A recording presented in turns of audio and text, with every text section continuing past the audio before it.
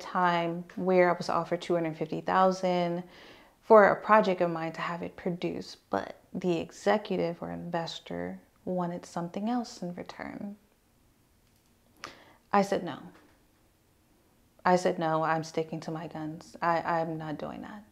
That is not me as a person, as a woman. If you want that, you can go elsewhere. I am not the one. I didn't get the money, but I stuck to it. Because like, if you're willing to fall for that, you'll fall for anything. And once you lose your name, you won't get your name back. You'll hear everything else but your name in this industry. Do one thing wrong and everyone else will repeat and follow behind that person, and then you'll go through it again and again and again.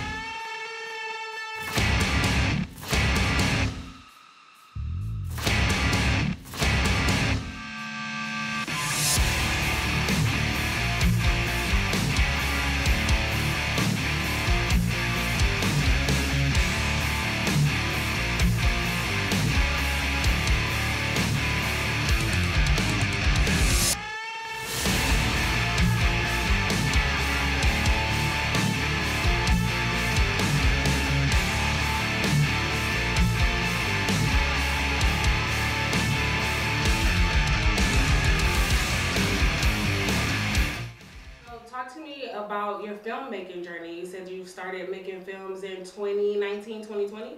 Yes, as soon as COVID started, or the shutdown, I should say. During that time, we had a lot of time to really think and create. And I've been writing since I was 9 years old, and I grew up on Stephen King and Steven Spielberg. And I wanted to see what it took to actually make a short film. No one was willing to help me, so I had to help myself. So what I did was I did research online. I found ways on, okay, how to properly write a screenplay. My first film was Deception Streets, or also known as Deception of the Streets. It was a proof of concept for a TV series inspired by a story of a serial killer in Baltimore. Unfortunately, it was a very brutal story, but I wanted to start with something that was authentic, raw, and nothing but the truth.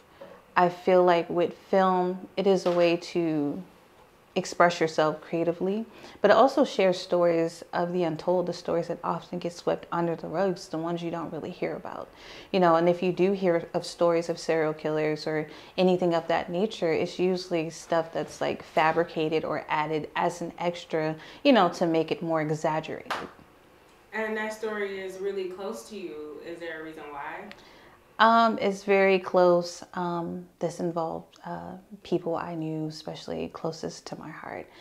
And I just try to, you know, respect them as far as, you know, their identity and stuff too. But I feel like the story should be told. You don't often hear about it too much, especially within the Black community. And if you do, you know, you might have heard a story of the DC sniper, you know, and a few others, but very seldom you'll hear it in the Black community as well. And that's why I felt like it was very important to share that story, or at least share a proof of concept of it and have it made into a series. And then, you know, the proceeds would go towards the families that were affected by it. Let's start off with something simple. Like, what's your favorite color? Red. So, how does that color make you feel? Dark. Just angry. Full of rage.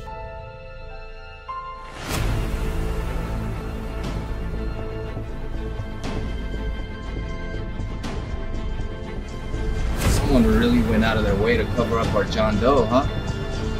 Come on, Agent Sanchez, give us something here. You want me to give you something?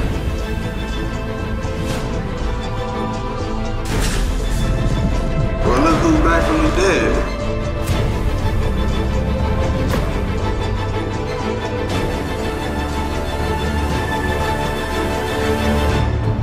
Look, at least you got justice, right? We know that your resume is long and you have films coming out. So what films do you have coming? So we have Coke Vaccine, The Prelude, which is a first time in history being directed and produced by a Black woman of color. And we have more zombies of color in history. So we have Coke Vaccine the Prelude, Silent Vengeance, that's a base martial art film. And we have Fiend the Awakening, which is a supernatural sci-fi film inspired by Queen of the Dam, of course, and starring with 3 different celebrities and potentially Andy Biersack. And last but not least, Reborn Redemption is one of my earlier projects that has just now came out on all major platforms. Reborn Redemption, it was the first time I really had to test my capabilities as a creative, as an artist, as a writer, as a producer, director, and martial artist.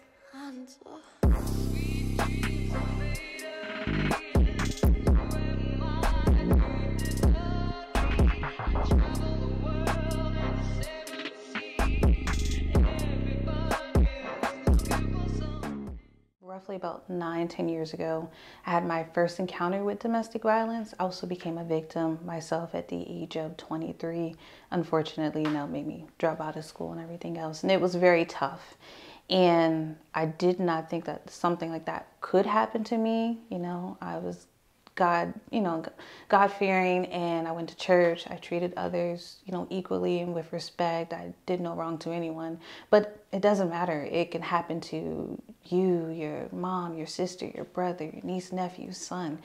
It doesn't have any form of discrimination. It could happen to anybody. And so it took years of therapy for me to get through it. And my therapist inspired me to become a filmmaker and to continue writing because I was always passionate about it.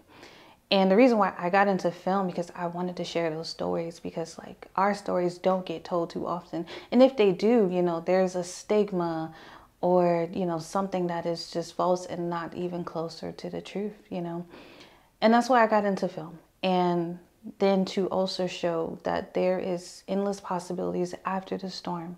As a survivor, as an activist, as someone that used to be once in their shoes, I'm living proof anything can happen. All you have to do is just walk away.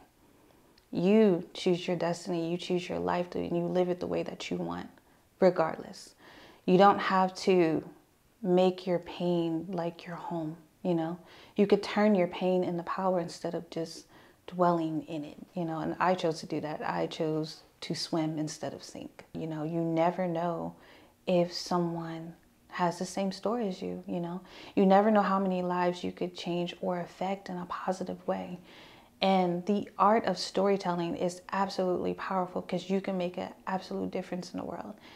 And when I do, and I hear such great feedback, it brings joy to my heart. It makes me smile on the inside that I could potentially save a life. And so far I did not know this up until say 4 weeks ago. I had some young ladies reach out to me and they've been following my journey since 2014. That's up until now, and they changed their lives. They left that abusive relationship, ended up getting married, having kids, went to med school, got their degree as a nurse now or a doctor or a lawyer, It's just showing the blueprint that there is life.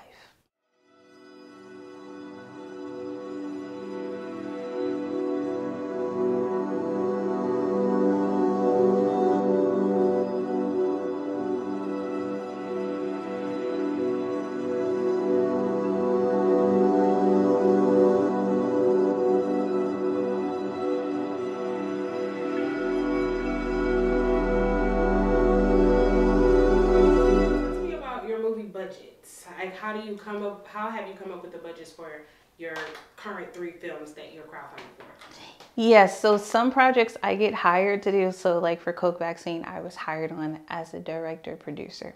That feels great to be able to bring it to life, because when a writer's writing and they're very new and they don't know anything about production, that's when they have to bring someone in that has a vision that could add more to the story, much more than what you anticipated.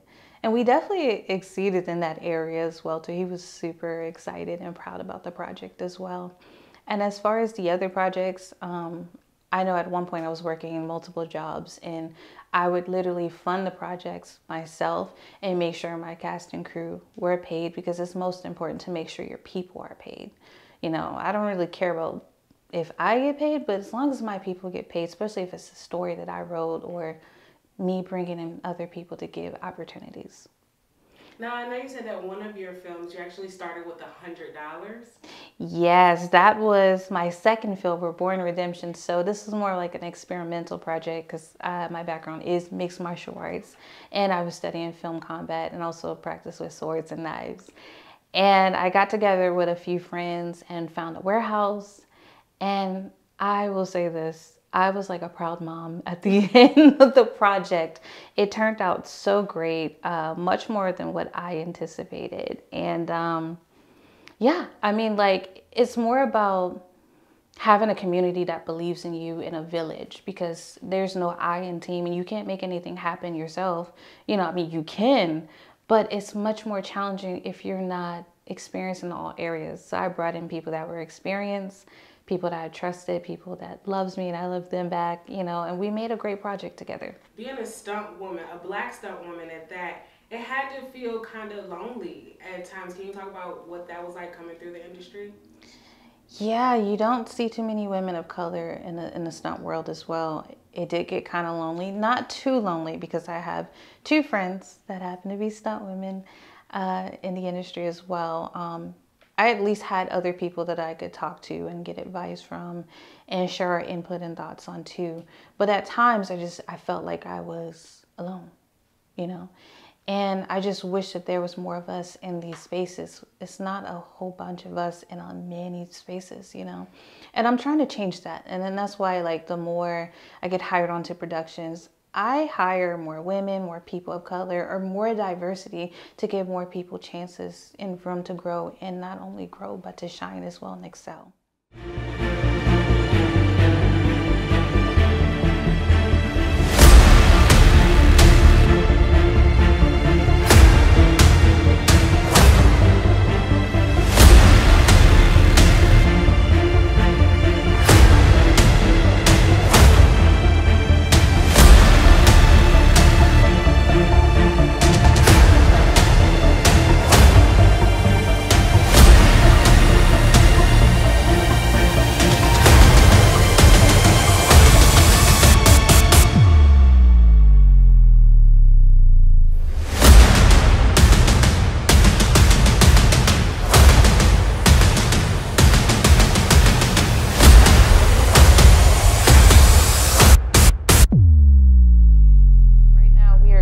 The film circuit for one of them, which is Coke Vaccine, The Prelude, and for Fiend the Awakening, we're actually getting funding for it.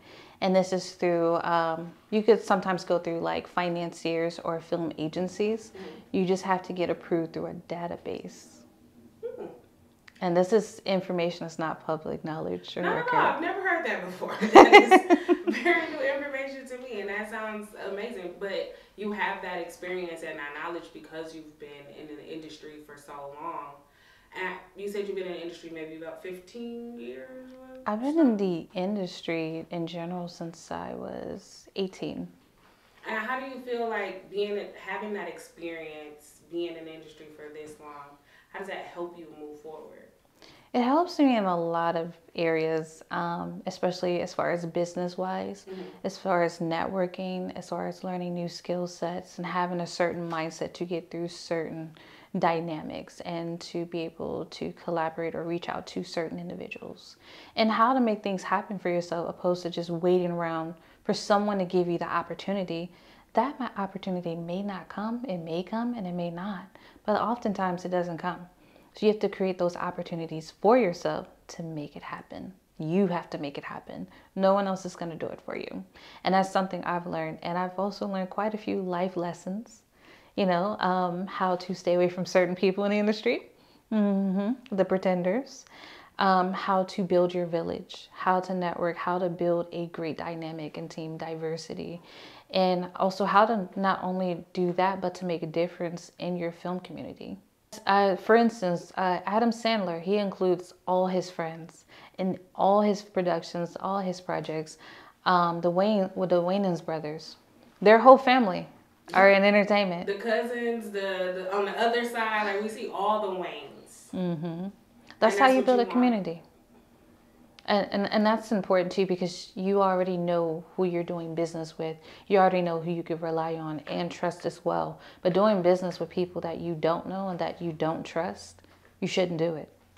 And it's a reason for that. If you feel in your gut that you should not do business with them, you should listen to it. And also following your gut feeling and intuition on certain things, certain situations, and certain people. And not all money is good money. I don't care how much that money is. That money may come with a price you got to pay. And that's something you may not want to pay.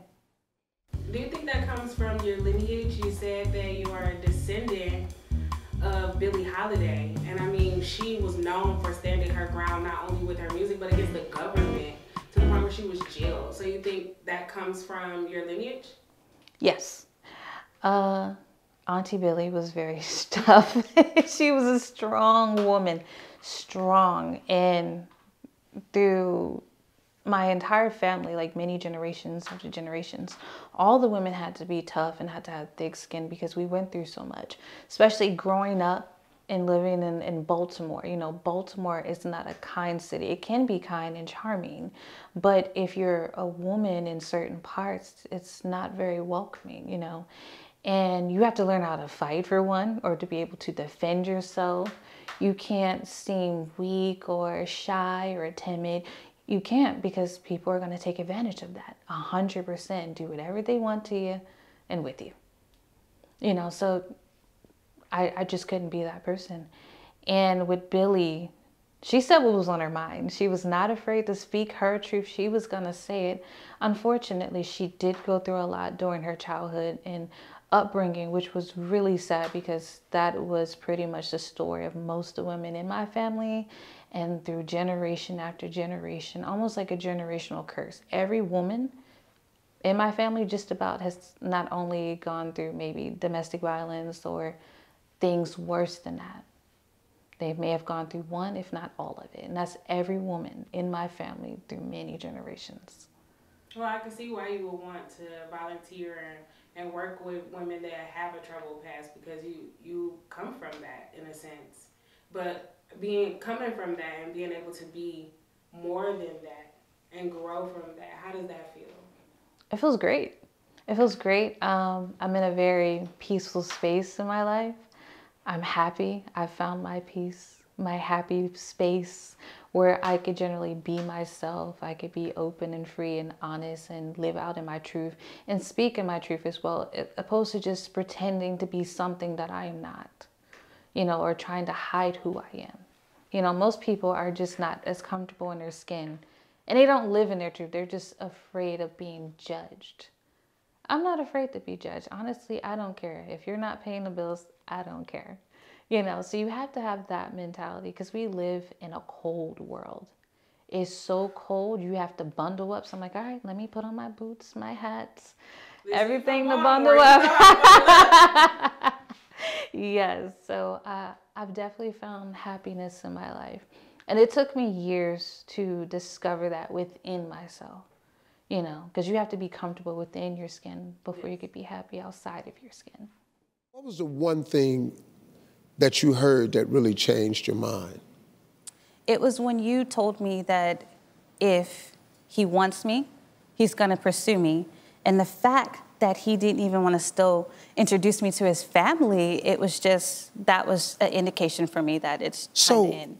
Your best friend... And networking definitely helped me a lot.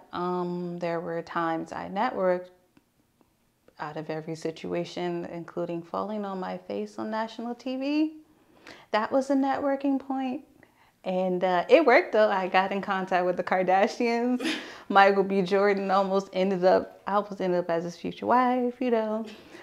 That worked, though. You got to network wherever you're at, whether it's at an award show or next to the concession stand. You know, your network is your net worth. And I've made a lot of great friends that way, even falling on my face, unfortunately. But it did help.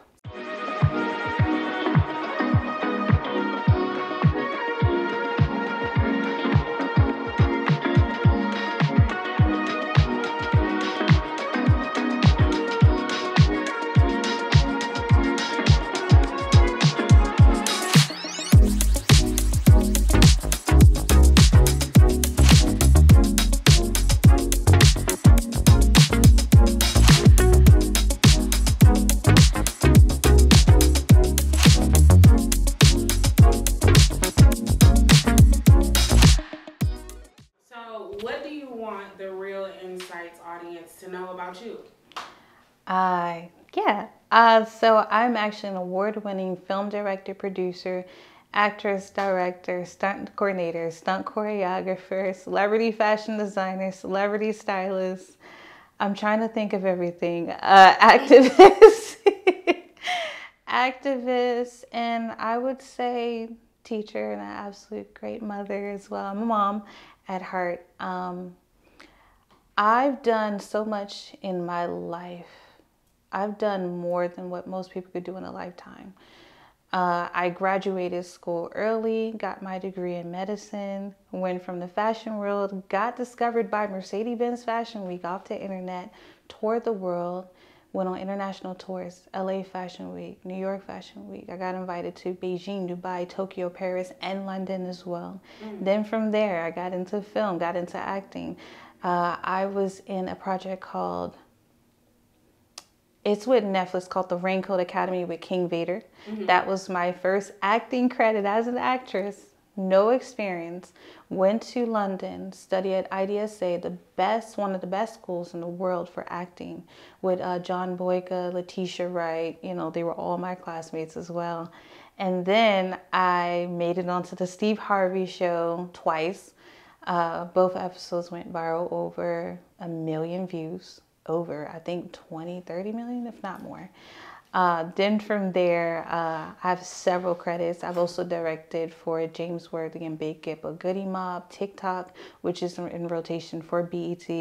I am going to be directing an upcoming project with James Worthy and potentially Busta Rhymes. I'm super excited about that. I'll be directing and producing that as well. I am the first Black woman to direct an all-Black zombie film in history. We've never had a woman, especially a woman of color. So I've done that as well, and my cast is predominantly people of color and women. So I'm all for that as well. I also advocate for battered women and children as well. And I also mentor 2 kids that's been bullied in school. I grew up being bullied and teased in Baltimore just because, you know, I was very different, so I didn't grow up with friends.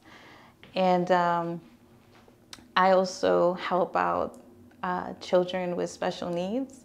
So a few days out of, I say every couple of months, I'll do volunteer work and teach them the art of filmmaking, the art of writing, and the art of acting as well. I do coach on the weekends sometimes from a director's point of view. It is very important to know all dynamics of acting as well.